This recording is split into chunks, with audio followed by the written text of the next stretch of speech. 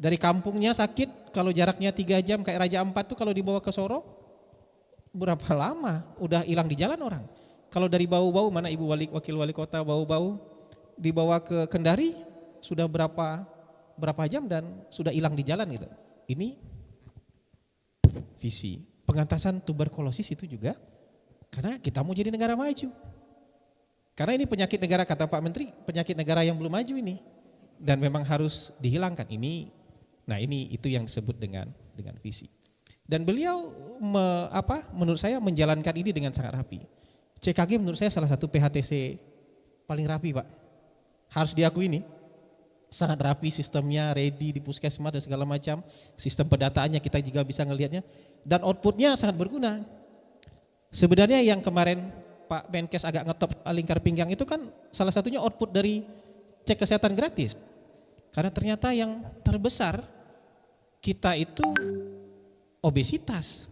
Dan obesitas ini bisa menimbulkan penyakit-penyakit lainnya. Dan kalau beliau jalankan, angka ekspektasi hidup kita bisa nambah. Dari 74 bisa menjadi 80, menjadi berapa? Untuk gaya pola hidup, karena kita masih bisa produktif nih. Nah, saya dikirimin sama istri Pak Menteri. Di Jepang itu ada namanya tahun 2008 itu metabolic law. Dikeluarkan oleh Kementerian Kesehatan. Law, hukum nih, aturan main nih. Metabolic law itu ngukur lingkar pinggang juga Pak Menteri. Untuk karyawan usia 40 sampai 74 karena di sana 74 tahun masih boleh jadi karyawan karena usia harapan hidupnya tinggi. Yang umur 40 sampai 74 itu tiap tahun Pemda sama perusahaan harus mengukur lingkar pinggang. Kalau lebih ukuran lingkar pinggangnya misalnya laki-laki dari 85, dia 85 cm disuruh ikut program. Karena kalau enggak, ya enggak sehat dan enggak produktif sebagai, nah ini visi nih. Hari ini kita jadikan diskusi, bercandaan, kita jadikan apa, pro kontra misalnya. Tapi gaya hidup sehat itu visi ke depan. Kalau kita mau jadi negara yang maju, kita juga teman wartawan nih. Mungkin enggak terkait dengan kesehatan, tapi saya jawab sekarang izin Pak Menteri, supaya nanti enggak bubar acara ketika saya berangkat. Supaya nanti enggak bubar acara ketika saya berangkat. Pertama ada pertanyaan dari teman wartawan, apa komentarnya terkait TNI jaga kejaksaan gitu. Ini kan bukan komentar, tapi teman-teman, lembaga-lembaga negara itu bisa saling bekerja sama, bisa saling MOU. BGN aja itu penyediaan lahannya awal-awal itu banyak disupport oleh TNI. Badan Gizi Nasional juga bisa kerjasama dengan BUMN. Jadi kejaksaan dalam aspek tertentu, apalagi di kejaksaan itu ada Jaksa Agung Muda Pidana Militer, juga bisa melakukan kerjasama dengan TNI. Ini kan bukan seperti kondisi darurat kemudian TNI bersenjata lengkap kemudian menjaga demo di kejaksaan. Ini MOU untuk pengamanan di dalam kejaksaan dan ini biasa saja. Dan kejaksaan kan juga punya MOU dengan Polri juga, misalnya untuk pengamanan misal di peradilan dan segala macam. Pertanyaan kedua, upaya memberantas premanisme kenapa belum menyentuh ormas? Apakah sejauh ini upaya dilakukan penegakan hukum sudah efektif? Teman-teman, yang dikejar oleh pemerintah itu adalah aksi premanisme, terutama yang mengganggu, awalnya ini ya, yang mengganggu proses bisnis. Jadi investor takut masuk ke kita.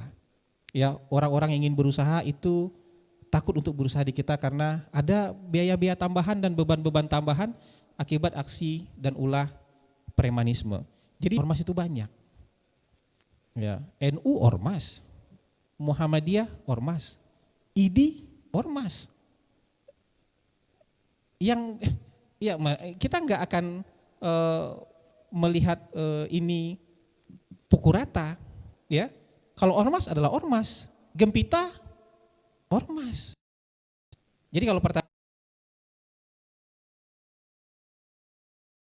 oleh pemerintah adalah aksi premanisme, tindakan premanisme. Mau dia individual, mau dia berorganisasi, itu yang ingin nanti dihilangkan oleh pemerintah. Dan hari ini pemerintah sedang membentuk tim khusus untuk mengatasi ini. Dan ini tentu enggak hari ini direncanakan besok kejadian enggak.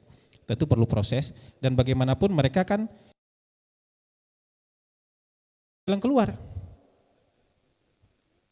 Ya kan, dibina, diarahkan untuk kerja-kerja yang lebih produktif. Kan dia sumber daya manusia kita juga bisa dibina dan dilatih. Kang Deddy Mulyadi kan juga yang nakal, ayo dibawa ke barak gitu. Kalau sekarang nggak mau sekolah aja di videoin, dilaporin ke Kang Deddy gitu. Ini bagian dari upaya kita bersama sebagai sebuah bangsa untuk menghilangkan hambatan-hambatan dalam berusaha, supaya investasi masuk di sini, ya.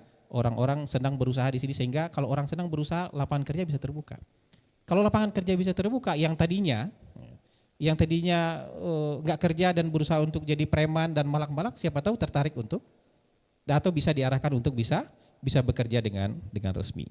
Mungkin itu ya dari pertanyaan teman-teman, supaya nanti nggak kejar-kejar doorstop nih, karena Pak Menteri lagi presentasi dan tanya jawab nanti gitu. Jadi ini supaya diskusi kita berjalan lancar. Nah, yang ketiga, pertanyaannya, kenapa pesawat kepresidenan ganti warna? Berapa biayanya? Terus saya belum harus cek dulu ini soal kenapa pesawat kepresidenan ganti warna. Tapi gini teman-teman, kalau kendaraan pemeliharaan rutin, maintenance rutin, ya salah satu pemeliharaannya juga ganti desain, ganti warna. Itu sebenarnya bukan hal yang perlu dibesar-besarkan dan harus dicarikan alasannya gitu. Kalau misalnya biasanya mobil kepresidenan warna hitam, hari ini mobil kepresidenan warna putih, ya nggak apa-apa. Ya, nanti kalau merah putihnya desainnya seperti apa, nanti tetap merah putih, desainnya beda lagi tapi tetap merah putih, itu cuman soal desain gitu. Soal maintenance dan soal perawatan, dicat ulang itu biasa, kayak rumah kita juga, dicat ulang juga biasa. Jadi itulah kira-kira, kalau mengenai berapa biayanya nanti kita cek lagi ya, saya belum dapatkan informasi soal itu. Mungkin itu yang bisa saya jawab untuk menjawab pertanyaan doorstop teman-teman wartawan, supaya nanti enggak harus bubar-bubaran ketika Pak Menteri Kesehatan sedang memberikan penjelasan. Saya terima kasih, itu saja pemantik dari saya. Mohon maaf jadi agak panjang Pak Menteri, terima kasih. Assalamualaikum warahmatullahi wabarakatuh.